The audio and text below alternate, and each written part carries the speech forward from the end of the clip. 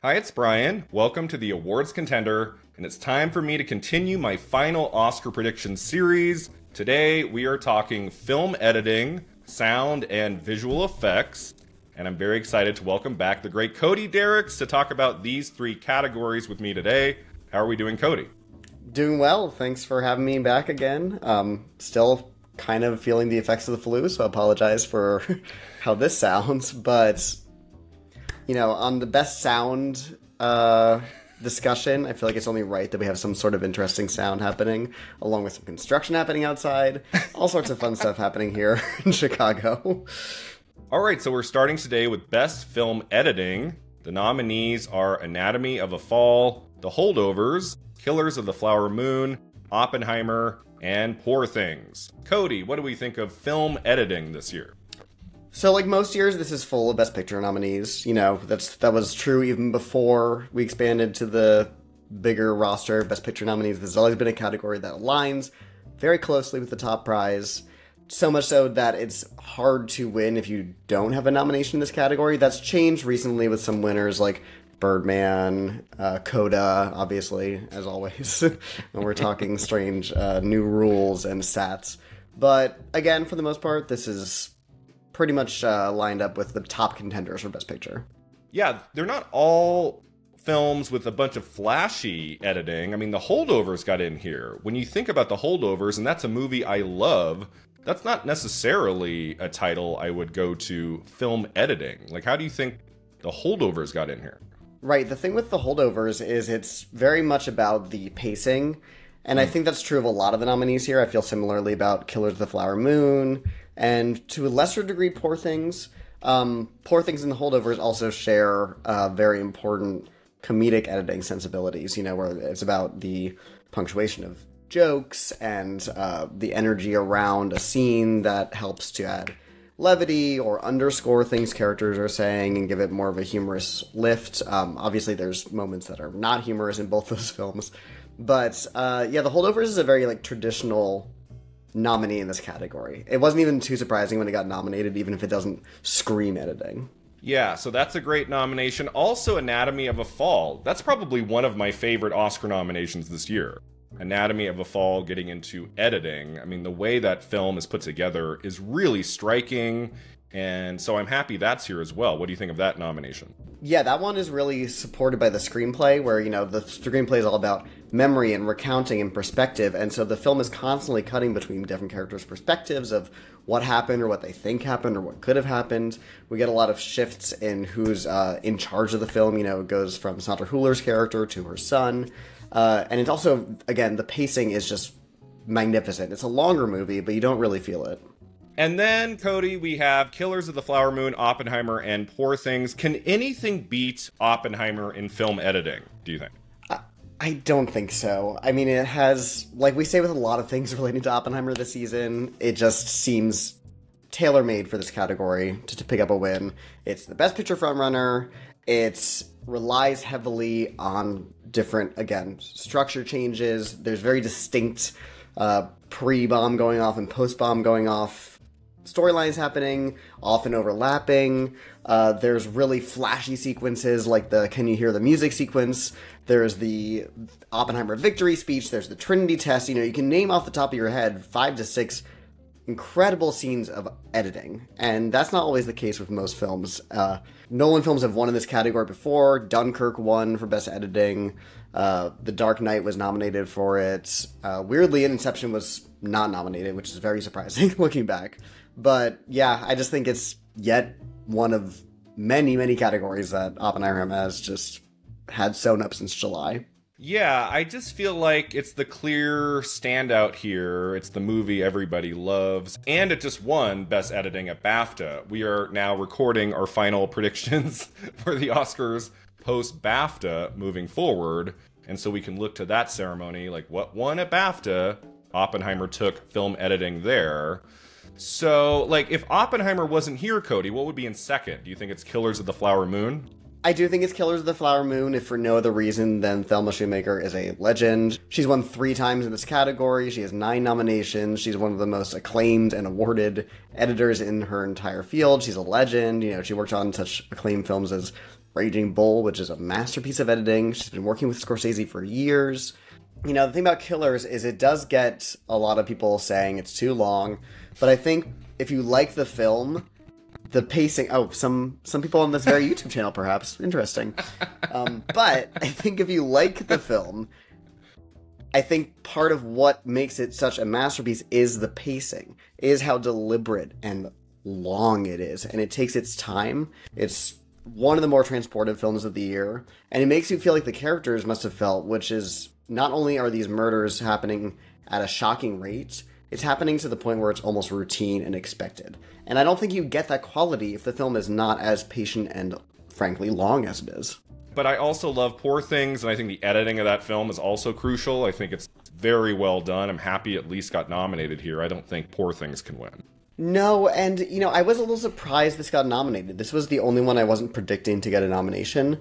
Very much because of the things that I just praised Killers for, where I think the pacing with Poor Things, and this isn't an original critique, a lot of people have said this, I think it starts to sag in the third act. And I do like the film a lot, but the whole Christopher Abbott section, which is important for the narrative and is the climax of the film and, you know, the assumption of the Bella character into her own, but it hits that point in the movie and you kind of go, oh, we got another, like, 20 minutes here?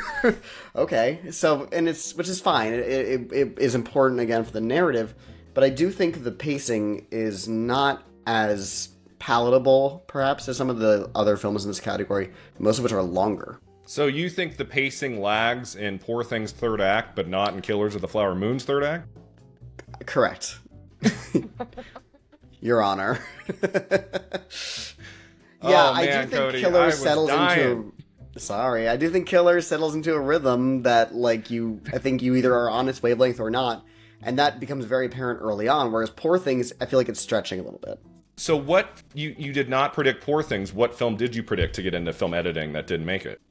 I had Barbie in instead. I think, a lot of people, I was thinking Barbie was a lot stronger than it ended up being. I had it predicted here, I had it in Actress, which didn't happen, obviously. I just think the comedic editing in that film is very essential to the entire success of the movie. And I figured it being at the time, what I thought was a Best Picture top tier contender, and being well regarded in that sense, it would be in this category, and it just wasn't. Yeah, so I think our final prediction in film editing at the Oscars is Oppenheimer. Obviously. Obviously. All right, our next category to talk about today is Best Sound. The nominees are The Creator, Maestro, Mission Impossible Dead Reckoning Part 1, Oppenheimer, and The Zone of Interest. What do we think of Best Sound this year, Cody? This category definitely did not go the way I was expecting it to. I was really not expecting two of these nominees to get in, Mission Impossible and The Creator. You know, this is one of those categories where we had a short list, so we had 10 films it could be between. But I think The Creator was my number 10 of that list, and Mission Impossible was not much higher, based on the fact that they just have not given this series a single nomination before. And I wasn't really certain that this movie, which didn't do as well at the box office, got good reviews, but not the kind of effusive reviews that something like Fallout got. I was just really skeptical that this would be the one to finally break into the Oscars, and then it did. So that was really shocking to me. Zone of Interest, Maestro, Oppenheimer, that makes sense. They're all Best Picture nominees. They're all films that are showcase of sound in one way or another. They all were everybody's predictions. But the other two, really surprising. Yeah, so The Creator and Mission Impossible are just happy to be here. And you said this is the first time ever the Mission Impossible franchise has gotten Oscar nominations? Yep. A lot of us were predicting Fallout to get at least one sound nomination in 2018, and it didn't happen. And that, to me personally, kind of killed the idea of the franchise getting in anywhere, especially for, again, not one of the higher grossing entries in the series. I thought this would not be the one to do it. And looking back, it did very well at BAFTA, like it did well at the Guilds. I should have known that this would be something they could separate from how well it did at the box office or how well it was regarded and just look at the achievements, but I didn't think with this franchise they were ready for that yet. And the one that finally gets in is the film with the title that they have since changed. It's no longer Part 1. The words Part 1 are on the reels. I don't care what they call it on whatever freaking streaming service it's on. I don't care how mad Tom Cruise gets at me. It's called Part 1. Maestro, lots of music in Maestro. Cody, does that have any shots in sound? I think it's up there. I don't think it's in first or second place. But I do think the cathedral sequence is such an exhibition of sound. There's so many moments of the orchestra just bursting through, the underscoring. It's really apparent sound, and it's well mixed in general. It's not just the music. It's a very handsomely crafted movie from start to finish in almost every aspect, almost to an excessive amount, I would say. But the sound is a pretty unimpeachable achievement. I'm not really sad it's represented here. So, yeah, Cody, I think best sound comes down to Oppenheimer and The Zone of Interest. The Zone of Interest won a BAFTA. But the sound design in Oppenheimer is incredible. Like, I walked out of that movie and I thought, okay, well, one category it's definitely winning is sound. And it's like the bigger awards player this season, so I'm leaning toward Oppenheimer, but could The Zone of Interest win at the Oscars as it did at BAFTA? I'm also leaning towards Oppenheimer, but Zone winning at BAFTA was both unsurprising and also really exciting. You know, that movie did very well at BAFTA overall. It won Best International Feature, it won Best British Film, it won Best Sound. They clearly loved it, which isn't surprising knowing the BAFTA sensibilities. The large international perspective of the Academy makes me think it could happen here. I'm not predicting it currently. I do still think Oppenheimer is just going to sweep this up along with it, as we've been saying since it opened in July. Nolan movies do well in the sound categories. Inception won sound mixing and editing. Dunkirk won sound mixing and editing. Dark Knight won best sound editing. It's something that they identify with Nolan films. And this movie has several sequences where it's gotten specifically highlighted for its sound. I'm thinking again of the Trinity test when the sound gets sucked out. I'm thinking of the victory speech scene when there's all those horrible sounds of war and the sound alternating between being cacophonously loud and frighteningly silent. But all those things you can also say for Zone of Interest. If you like that movie, I think it's impossible to walk out of that film not talking about the sound work. It is so important to what the film is going for thematically, what Jonathan Glazer is going for as a director and as a storyteller, in selling the message and the mission of the film as a piece of art. The sound is essential, and it's perfectly done. It would get my vote if I had a ballot. The Zone of Interest could win there. I think the only place it's very likely to win is International Feature, but I feel like Zone of Interest could take one other prize. If it did, it would be in Best Sound. Again, Oppenheimer, it's going to dominate to such an extent that I just don't see it losing Best Sound at the end of the day. So I think the Zone of Interest has a chance. It could win. I will not be surprised. But I think our final predictions in Best Sound is Oppenheimer. Definitely. All right, our final category we're talking about today is Best Visual Effects. The nominees are The Creator, Godzilla -1, Guardians of the Galaxy Volume 3, Mission Impossible Dead Reckoning Part 1, and Napoleon.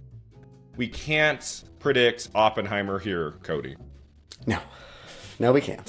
So what are we going to do? Brian, I don't know. What are we going to do here, Brian? What are you going to do? What are you going to do, listeners? We don't know. This category is confusing. Gives me a headache. Yes. What the hell do we do with this? Yeah, so just to lay out why it's so confusing. So all year, like so many other categories, we all were like, well, Oppenheimer's going to win. Visual effects is one of them, obviously. And then before they announced the shortlists, it's announced that Oppenheimer isn't even in the top 20 lists of films that are eligible for this category. So suddenly Oppenheimer gets a win and a nomination just yanked away from it. And so we all don't know what to do. A lot of people like myself started to go, okay, well, Poor Things is a Best Picture contender. It is a technical film. There's definitely visual effects on hand. Perhaps that could get nominated and win by virtue of its strength. That doesn't get nominated. So now this category is very confusing because Oppenheimer won the Critics' Choice Award for visual effects. Poor Things won BAFTA. So the precursors don't really have a lot to do in terms of helping us predict this category. I don't know, dude. It's I don't know what to do here. I have some thoughts, but it's tough. Okay, it's really tough. So let's start with what cannot win here. Mission Impossible is not winning here. No, Mission Impossible is not winning. No.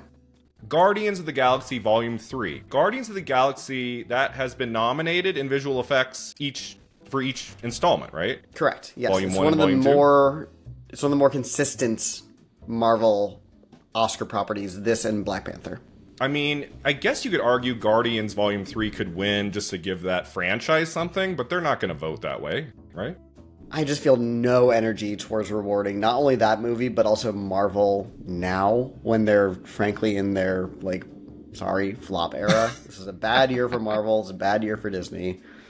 I just don't think the Oscar voters are going to go, now we give the award to a Marvel movie, finally.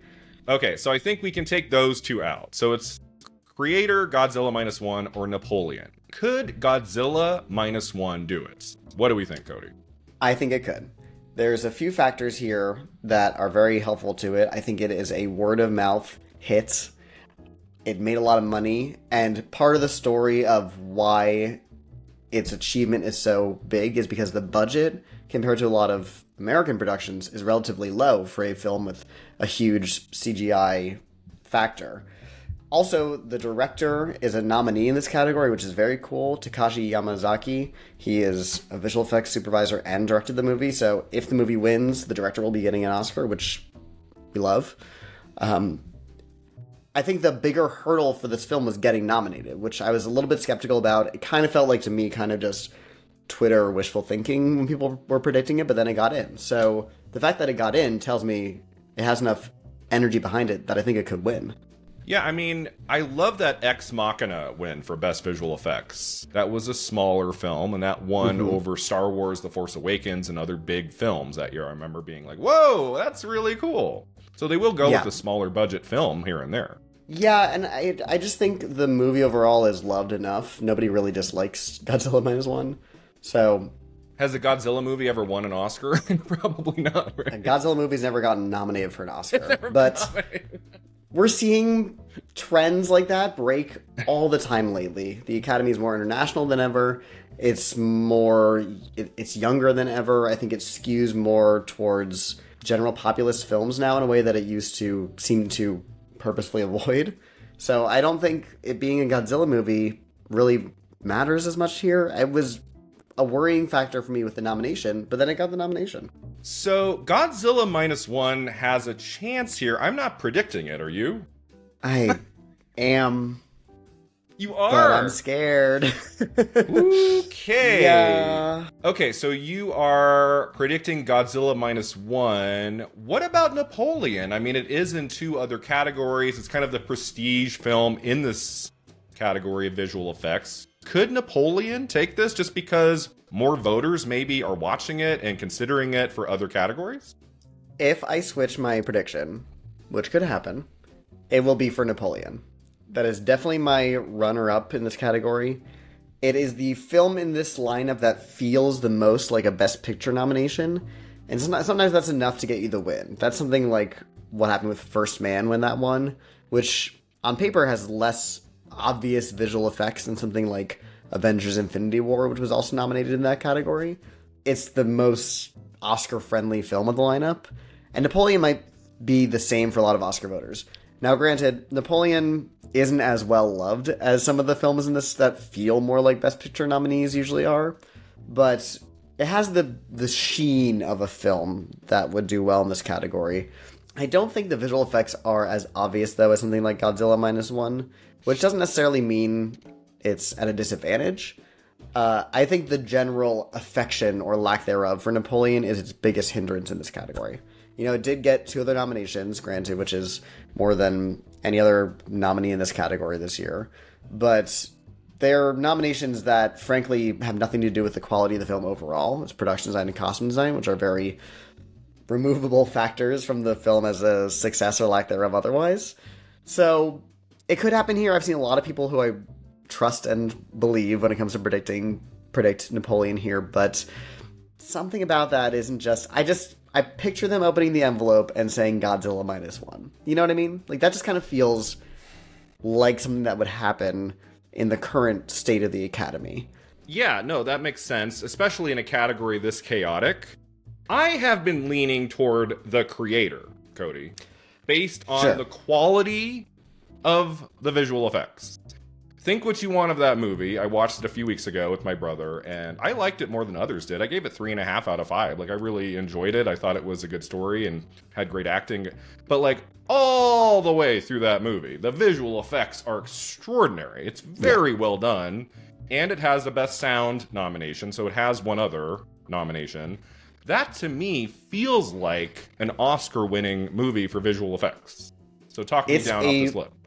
It's a beautiful looking film, and I think it is the greatest achievement in visual effects of these nominees, personally. It is stunning from start to finish, especially when you learn little factoids. Like, apparently they use 0 green screen, or at least minimal amounts of it, which is unbelievable. Wow. The director, Gareth Edwards, is a master of scale. He made a Godzilla movie a few years ago. He made Rogue One, which I think is an excellent achievement. And all those movies, plus the creator, really make you feel the weight and the size of these big spaceships and these battles and these artificial factors. It's a really impressive display of visual effects, especially for a relatively smaller budget. You know, it was only $80 million, which for a big blockbustery studio film is relatively small. You know, you can fund 3 The Creators with the price of 1 Indiana Jones. I mean, for me, I would have Napoleon in third. I just don't think the visual effects are the best part of that movie. I can't imagine there being much of a passion vote for that film in this category. But I do think Godzilla Minus One could do it. I think if there's enough people seeing that movie, recognizing how incredible the effects are in that film. But I'm leaning toward the creator. I think the creator is just like the better example of visual effects in general, and just all the way through the narrative. Like, it's in almost every scene, if not every scene of the movie. My final prediction in visual effects is the creator. What is your pick? I'm sticking with Godzilla Minus One. I'm very nervous about it, and I'm sure you are too. And again, everybody out there should feel nervous about this category, which is usually one of the easier to predict. If Oppenheimer was nominated here, it would be winning its 8th Oscar, I assume, but it's not. And so we're all kind of lost here. Usually which is fun. It's exciting. I get it. It's fun, but I'm just kind of stressed about it. Usually visual effects is one of the easier categories to predict. Like last year, Avatar: The Way of Water, we didn't even have to think. It wasn't even a discussion. There was nothing to talk about. Once they locked in that release date, it was congratulations on your Oscar. So it's weird that this year, one of the hardest categories to predict, in a way, is visual effects. But that's also fun and exciting as well. We say begrudgingly. All right, Cody, that takes us to the end here. If you can tell our viewers where they can find you online. Yep, you can find my writing and podcasting at Next Best Picture, and I'm on Twitter, Letterboxd, all over the internet at CodyMonster91. Thanks so much for watching and subscribing. And let me know in the comments below what you think is going to win the Oscars for Best Film Editing, Best Sound, and Best Visual Effects. And we'll see you next time at the awards contender.